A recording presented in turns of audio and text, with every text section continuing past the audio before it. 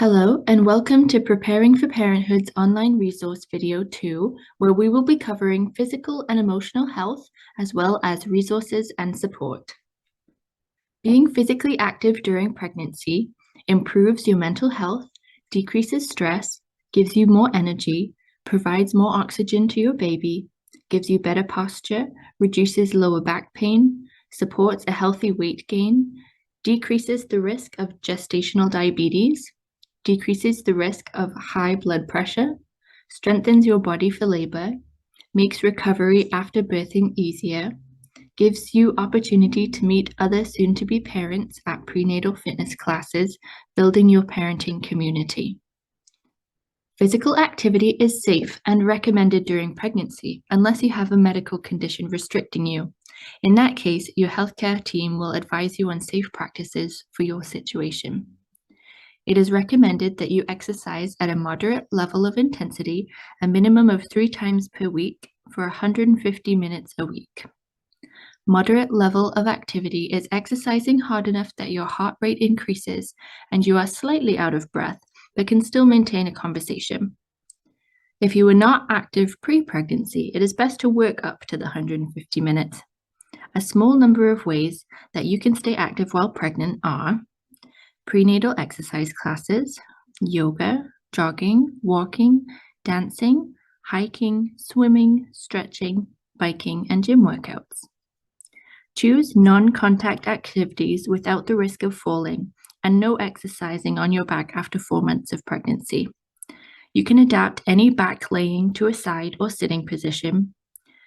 When exercising, like at all times during your pregnancy, make sure to listen to your body. And if you feel any sudden or unexplained pain, contractions, chest pain, bleeding, or gushing of fluid from your vagina, stop your exercising and seek medical attention. Stay hydrated, drink adequate amounts of water before, during, and after you exercise, and keep in mind the temperatures and duration of activities. When planning your exercise, you may want to give consideration to your bathroom access too. Pregnancy is a time of big changes. Changes to your body, your hormones, your relationship, the way you see yourself and your partner, and the way others see you. These changes are normal and exciting. They may be happy changes for you and your partner, but change and expectations can also bring increased stress and negatively affect your mental health. You may have new worries and fears surrounding the health of your baby, yourself, and your partner through pregnancy. The unknowns of birth and labor, becoming a parent, and financial changes.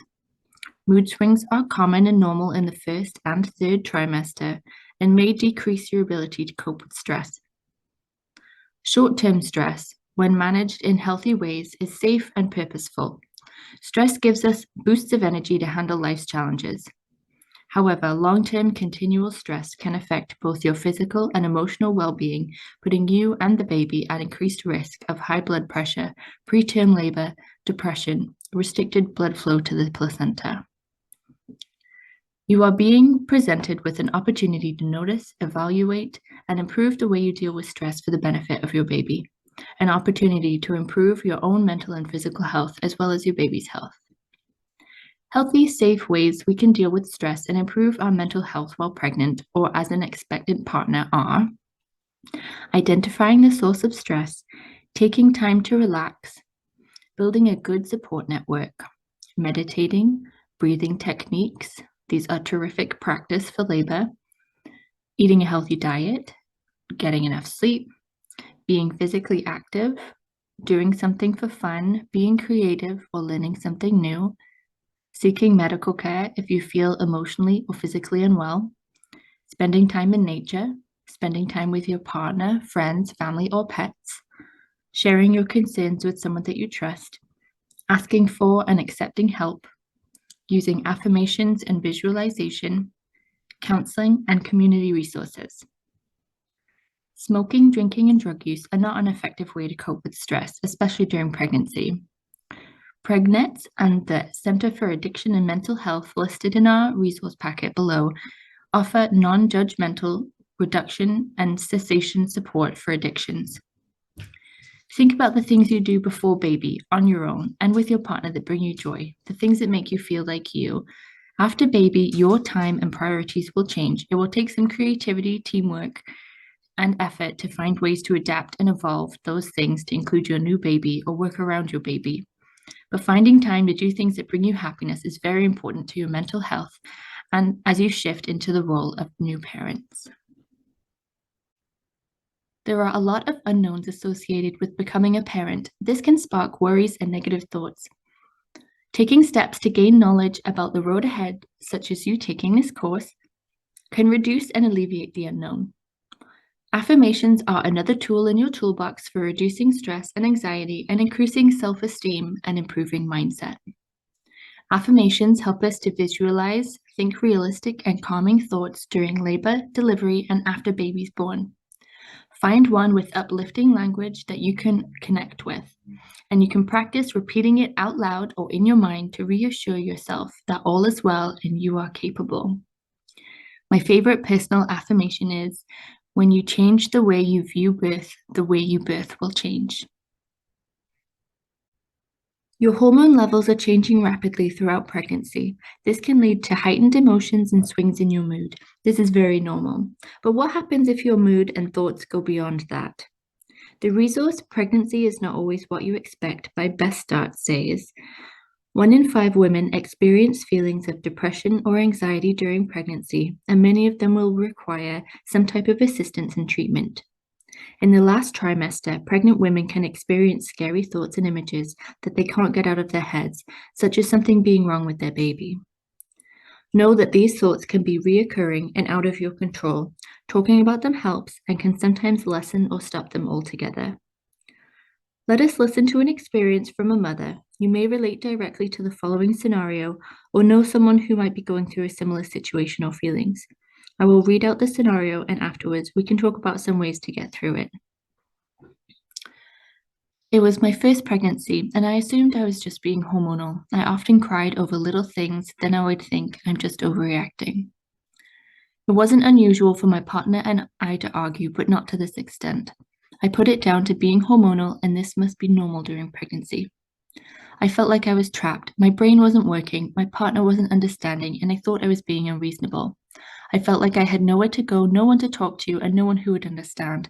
I thought everyone would think I was a bad person. 8 months pregnant, I was crying and yelling at my partner. I wanted him to know and understand how I was feeling, but he couldn't relate, and he thought I was being difficult. A feeling of helplessness made me think there was something so wrong with me that it must be me causing all this tension and sadness. It must be my fault. Here, Rachel is describing symptoms of prenatal depression and anxiety. If you are having similar symptoms, remember it is not your fault. You are not alone and there is help available. Sleep disturbances, loss of appetite, and difficulty concentrating can also be signs of prenatal depression and anxiety. If prenatal depression is not dealt with, it can continue into the postnatal period. Getting the right help. Talk to your healthcare provider. Mental health should be assessed and treated the same way you would seek out care for your physical health. We often feel guilt, shame, or fear when we experience negative mental health symptoms, and it's not your fault. The sooner you get treatment, the better it is for you, your family, and your growing baby. You are not alone and there is help available. In the last 2 weeks, most of the time, have you felt sad, depressed, irritable, unable to enjoy the things you normally would, anxious, worried, panicked, or crying? If you answer yes to one or more of these things or have concerns that you might be experiencing pre- or postnatal anxiety or depression, please contact your healthcare provider. Available to you is the Edinburgh Postnatal Depression Scale. It is a self-checklist to look for symptoms of depression before or after birth. Please use it as a tool to help you understand your personal mental health and then to seek medical assessment. It is not to be used for self-diagnosis. Here you can also find links to several postpartum support groups. Keep in mind some things that contribute to positive mental health: self-care, physical activity, personal and community supports like early on, counseling, and meditation. There are limitless amounts of healthy options to keep your mental health strong. Partners, your mental health should be a priority as well. Ensure while supporting mama you are looking after yourself too. Here are some free professional resources and websites you can both access. Open Line Open Mind, also known as 310 Open, is a free confidential phone service to access support and information about the referral processes to all mental health and addiction services within Hastings and Prince Edward County. By dialing 310 Open, you can connect with someone 24 hours a day, 7 days a week, every day of the year. 211 Ontario is a 24-hour helpline providing information and referrals to social services, community programs, and government supports for all of Ontario. 211 is available in 150 languages. The Canadian Mental Health Association is located at 250 Sydney Street in Building 59 in Belleville, and their phone number is 613-969-8874. 100% free mental health and mindfulness apps to discover are Pocket Well, the Government of Canada research-based tool to measure and track your well-being, counselling, crisis responder support, and a resource library. Mindfulness Coach, created by the United States Veterans Affairs National Center for PTSD, is a gradual self-guided training program designed to help you understand and adopt a simple mindfulness practice along with other resources and crisis support. Smiling Mind, developed by Australian psychologists and educators to bring balance to your life. Now let's look at maternal support. It helps to be prepared before your prenatal visit, so here are some tips to consider. Write down any questions before your appointment. Invite someone to come with you, like a partner or support person. Your partner or support person can help keep track of what was said or done during your visit. If you are unclear about what has been said, always ask for clarification. There are no bad questions. Start thinking about your birth plan in advance and be an informed decision maker. So what does it mean to be an informed decision maker for you and your baby? Here we have a great acronym, BRAIN, to help you be an active decision maker in the care that you receive. B, what are the benefits? How will this help my baby or me? R, what are the risks? How will this affect my baby or me? A, are there any alternatives? I, what your intuition or inner voice is telling you. N, what if you say no or not right now? You may need time to think a decision through. Understanding why assessments and interventions may be needed during your pregnancy, labor, and after birth can help you make decisions that are best for you and your baby. You may find it helpful to discuss the risks, benefits, and alternatives with your healthcare provider. Now let's look at local community resources and supports available for you and your family. There are 4 main types of support. Instrumental, this is practical things like household help, childcare, sibling care, pet care, things that help you get more sleep. Informational support, reliable information to help support your transition to being a new parent. Emotional support, where you can feel like you can share your emotional experience and feelings and feel supported. Therapeutic support, people or strategies to help you overcome your challenges or any illness.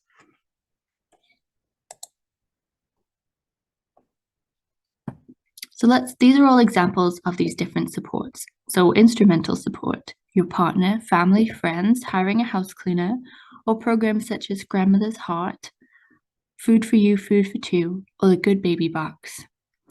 Anything that helps mom get more sleep, provides sibling or infant care, helps around the home, or helps with breastfeeding.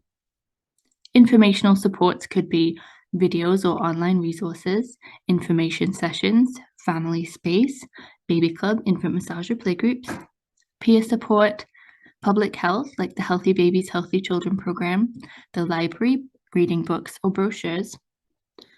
Emotional support can be things like a counselor, your partner, family, or friends, an EAP program at your work, a doula, or peer or group support. Therapeutic support could be visits from your public health nurse, going on medication, meeting with your healthcare practitioner or a social worker, calling 310 Open, using meditation or yoga classes, and participating in exercise.